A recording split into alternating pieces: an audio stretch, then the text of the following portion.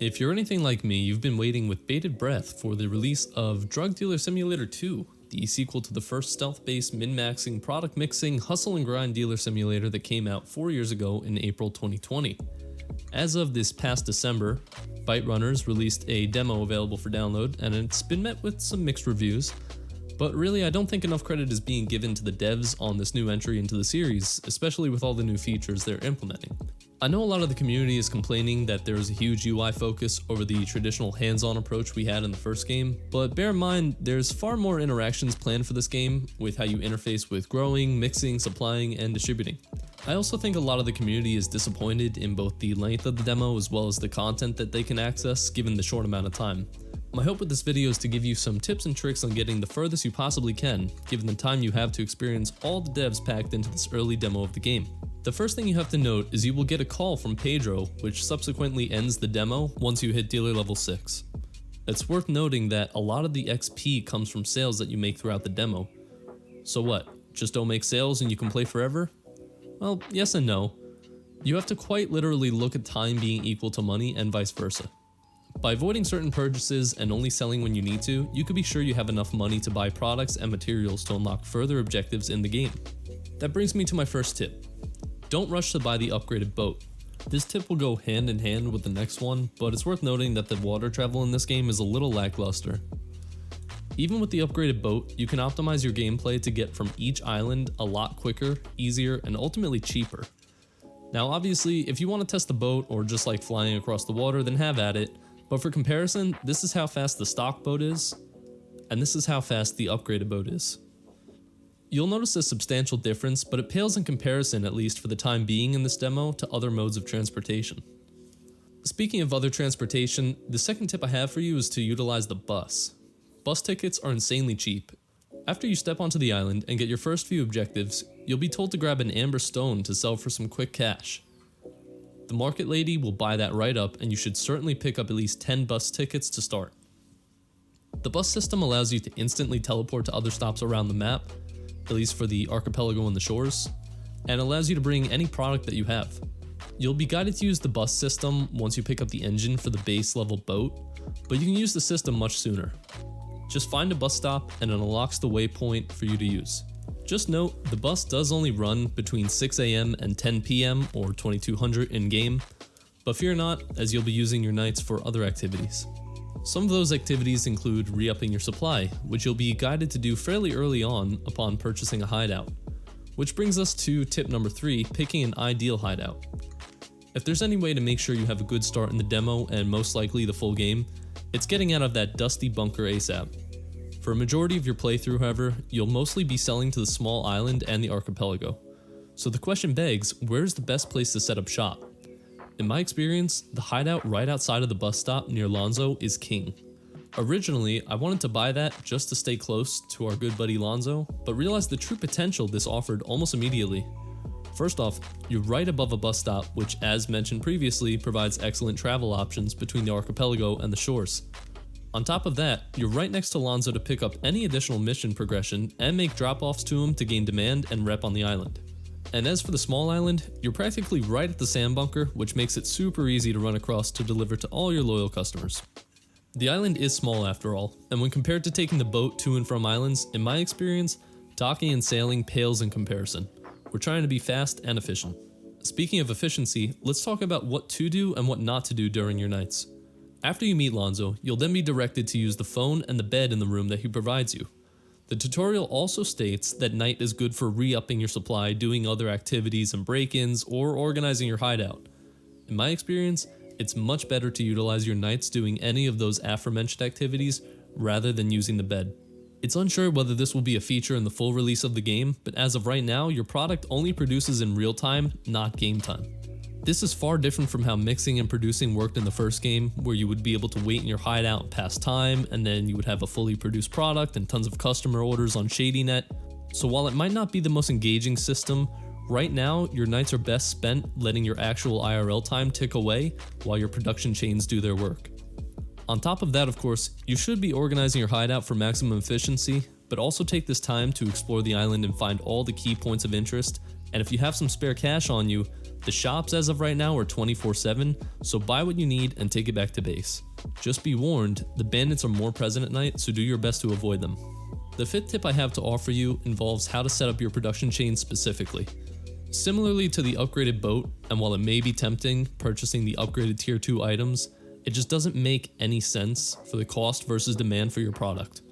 I made the mistake my first playthrough purchasing as many of the tier 2 items that I could, but I found that I ran out of money to progress onto more features, which then resulted in me having a lot of product and making too many sales and acquiring too much XP. And as we know, once you get to dealer level 6, the demo will end. Therefore, I think it's better you go with the base tier 1 items, except for the growing station, which you can place in your hideout, and you will need the hydroponics, the UV lamp, and the pot, so don't forget to pick those up. Additionally, you will need to buy a cooking pot for the stove, and don't worry if you don't know where to get those, I will cover that in a future tip. Lastly, don't forget to get just the tier 1 drying rack, and the seed planter is optional, but it is very useful. Tip number 6 brings us to some additional items that you should avoid and or don't have a use or a significant need at the moment. Unless I've missed even more features myself, as of right now, crowbars can't be utilized and put into any utility slot, so while the game does advertise that break-ins can be done, I wouldn't waste your time or money.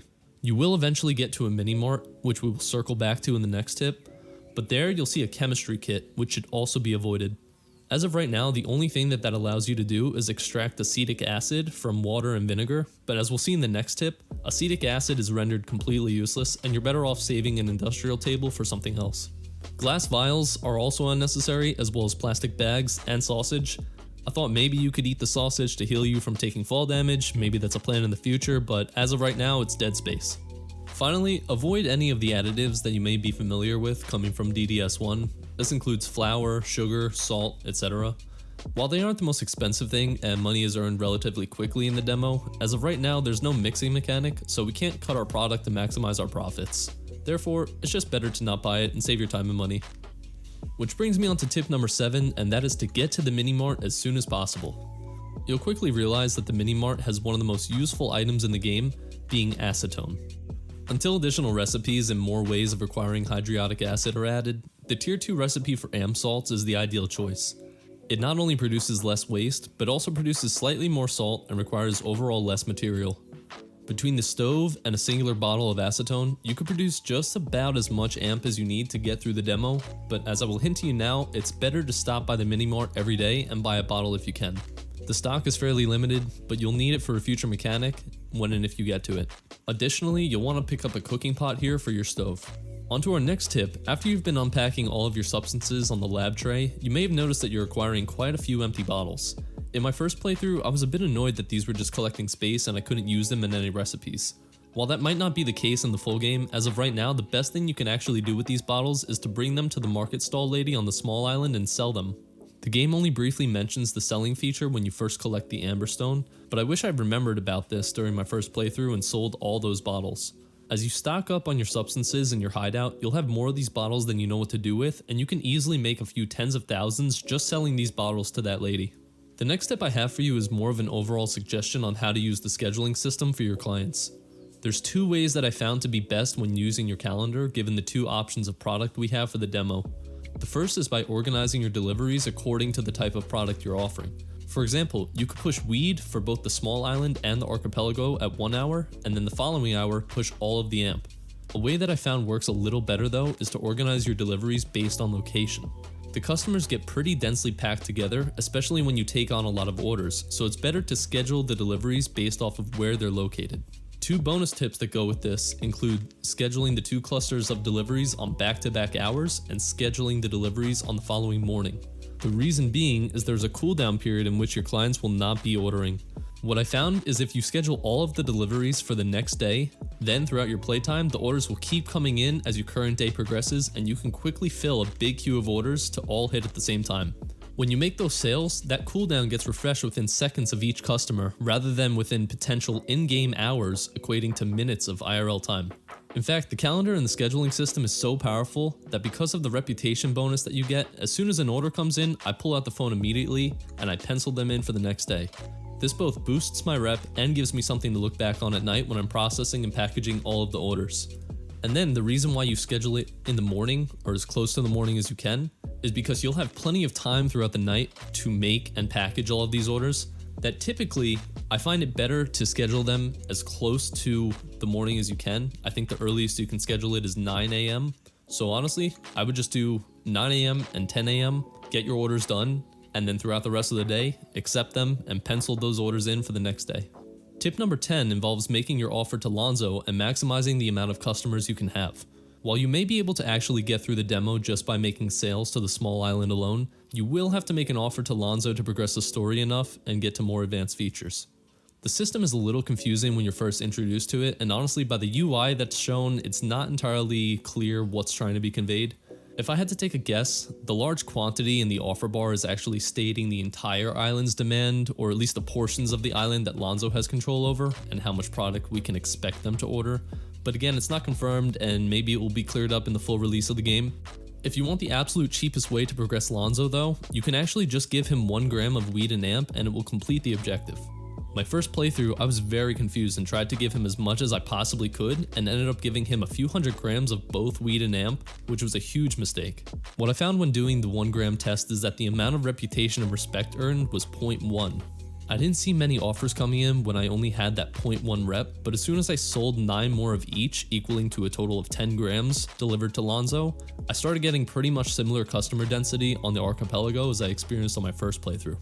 Only time will tell when diving deeper into these numbers and how the system actually works, but as of right now, it's very easy and comfortable to just make 10 grams of each drug and give it to him, so I would recommend doing that to progress your main story.